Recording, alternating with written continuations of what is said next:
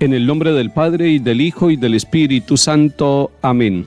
Te doy gracias, Señor, tanto estabas enojado conmigo. Tú eres un Dios de amor, y ahora soy tu amigo. Te busco a cada instante y te persigo. Eres tú mi consuelo, tú eres el Dios que salva y da la vida. Eres todo el anhelo de esta alma que va herida, ansiándote sin tasa y sin medida. En mi tierra desierta, tú de la salvación eres la fuente. Eres el agua cierta que se vuelve torrente y el corazón arrasa dulcemente. Quiero escuchar tu canto, que tu palabra abrace mi basura con alegría y llanto, que mi vida futura espejo sea sin fin de tu hermosura. Amén. Comienzo del libro de Esdras, capítulo 1. El año primero de Ciro, rey de Persia, el Señor, para cumplir lo que había anunciado por boca de Jeremías, movió a Ciro, rey de Persia, a promulgar de palabra y por escrito en todo su reino. Ciro, rey de Persia, decreta: el Señor Dios del cielo me ha entregado todos los reinos de la tierra y me ha encargado construirle un templo en Jerusalén de Judá.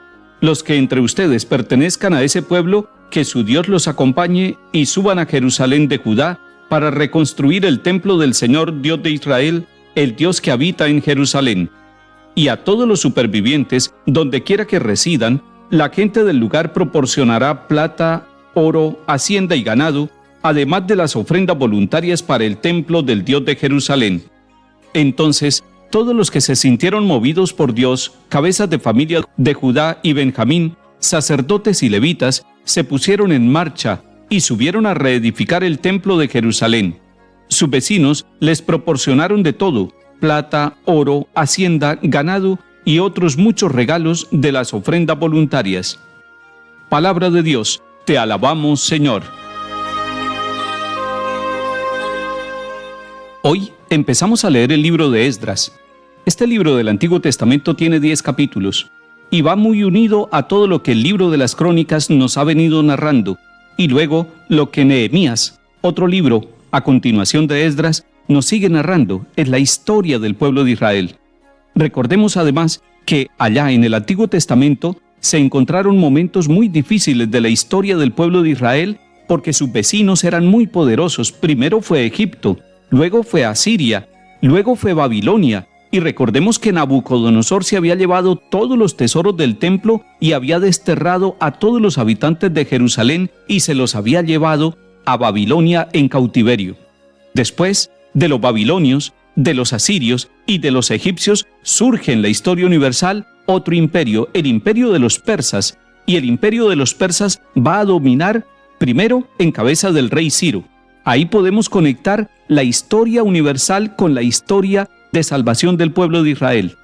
Porque es que la historia de una persona, de un ser humano, va en el contexto de la historia que se va realizando en la humanidad. Nosotros, los que vivimos en este tiempo, sabemos toda la situación global que se está viviendo en el mundo. El pueblo de Israel también era un pueblo metido dentro de la historia universal, pero la historia del pueblo de Israel está tocada por la fe en el Dios que acompaña la historia, en el Dios que acompaña lo que va pasando a la vida de este pueblo. Y por eso nos dice aquí en el libro de Esdras, que los invito a leerlo en este tiempo, que en el año primero del rey Ciro, que era rey de los persas, el Señor movió el corazón de Ciro. Por lo tanto, lo que va a narrar este libro no lo va a narrar con rigor histórico, no lo va a narrar con rigor cronológico. Un primer acontecimiento nos está narrando el libro de Esdras, que Dios mueve el corazón de Ciro. Ciro es un rey persa. Ciro no es de la raza de Israel. Ciro es un emperador de otro país. Y sin embargo, Dios mueve el corazón de este hombre. Dios mueve el corazón de este emperador para que promulgue con su palabra y por escrito un edicto llamado el Edicto de Ciro, en el cual empieza diciendo: el Señor Dios del cielo me ha entregado todos los reinos de la tierra. Y además dice: me ha encargado construirle un templo en Jerusalén de Judá. Este edicto, según la historia, fue promulgado en el año 538 a.C. Y llama la atención que más adelante este primer capítulo de Esdras nos comunica que los que se sintieron movidos por Dios, cabezas de familia de Judá y Benjamín, sacerdotes y levitas, se pusieron en marcha. No volvieron todos, no fue unánime la respuesta, y eso se entiende, estaban allí deportados, estaban viviendo en otro país. Algunos habrían perdido la esperanza, otros se habrían desmotivado, otros habrían muerto. Pero los que vuelven fueron los que se sintieron movidos. La expresión que se repite es movidos por Dios. Dios mueve primero el corazón de Ciro, el emperador de los persas, y además Dios mueve el corazón de aquellos que del pueblo de Israel, siendo deportados, viviendo en la deportación, viviendo fuera de su país, se sienten movidos por Dios para regresar, para ponerse en marcha junto con los sacerdotes y los levitas y subir a reconstruir el templo de Israel. Hoy el Señor también mueve el corazón de hombres y mujeres de distinta raza, de distintos países. Mueve el corazón de aquellos que nosotros creemos que no conocen a Dios, que no se dejan guiar por Dios. Y sin embargo, Dios sabe cómo mover el corazón de hombres y mujeres de cualquier lugar.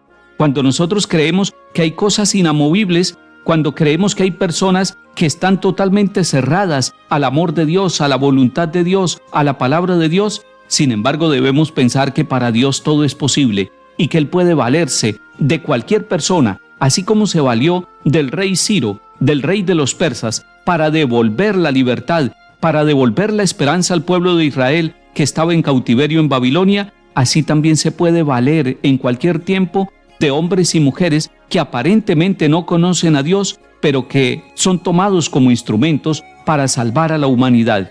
No cerremos entonces nuestro corazón a las personas que, movidas por Dios, hacen una buena obra. Y tampoco nos cerremos nosotros. Pongámonos en camino, dejémonos mover por el Señor, pongámonos en camino para reconstruir nuestra vida, para reconstruir el templo de nuestra familia, para reconstruir el templo de nuestra parroquia, para reconstruir la Iglesia Universal. Pongámonos en camino y dejémonos mover por el Señor. Aunque nuestra vida, nuestra familia, nuestra historia puede estar en ruinas como estaba el pueblo de Israel, hoy leemos en el libro de Esdras que el Señor mueve los corazones, que el Señor mueve las personas para que se pongan en marcha a la reconstrucción, llenos de esperanza y de confianza en el Dios de la vida. Salmo 125. Cuando el Señor cambió la suerte de Sión, nos parecía soñar. La boca se nos llenaba de risas, la lengua de cantares. Hasta los gentiles decían: el Señor ha estado grande con ellos, el Señor ha estado grande con nosotros y estamos alegres. Que el Señor cambie nuestra suerte como los torrentes del Negev. Los que sembraban con lágrimas cosechan entre cantares. Al ir iban llorando llevando la semilla, al volver vuelven cantando trayendo sus gavillas.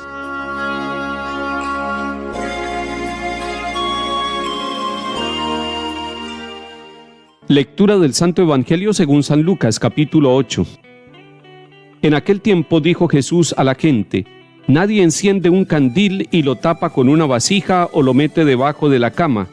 Lo pone en el candelero para que los que entran tengan luz. Nada hay oculto que no llegue a descubrirse, nada secreto que no llegue a saberse o a hacerse público. A ver si me escuchan bien. Al que tiene se le dará, al que no tiene se le quitará hasta lo que cree tener. Palabra del Señor. Gloria a ti, Señor Jesús. El Señor Jesús está formando a la gente, a todos los discípulos y a nosotros también. Y nos está haciendo una comparación muy sencilla. Dice que no se enciende una luz para taparla, sino que se pone en el lugar lógico, en el lugar alto, donde pueda alumbrar a todos los que entran para que tengan luz.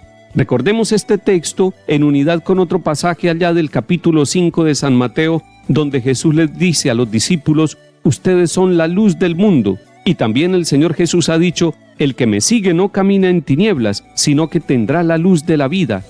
El Señor es luz. Los discípulos que siguen a Jesús deben ser luz también e iluminar a todos los demás, pero además dice que esa luz debe ponerse en un lugar notorio, en un lugar que sirva para iluminar. La vida de Jesús está puesta públicamente para iluminar a la humanidad, y allá, en el árbol de la cruz, está clavada esa luz, para que ilumine desde la cruz a nuestras familias y a toda la humanidad.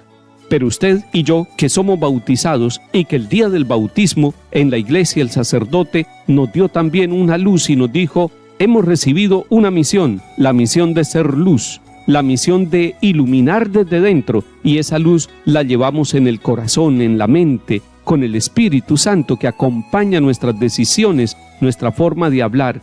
Pero además dice el Señor Jesús que esa luz está para ser compartida. Algunos se complican la vida con este pasaje bíblico al final, donde dice Jesús: al que tiene se le dará, al que no tiene se le quitará hasta lo que cree tener. ¿Qué significado tiene este último mensaje de Jesús?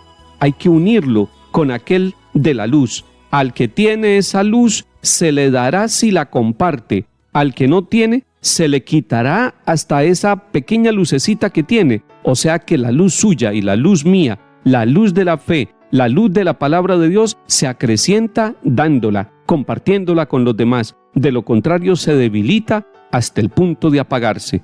Señor, sé tú nuestra luz y ayúdanos a iluminar a los demás, no con nuestra propia luz, sino con la tuya que está en nuestro corazón. Que el Señor nos bendiga y acompañe, en el nombre del Padre, y del Hijo, y del Espíritu Santo. Amén.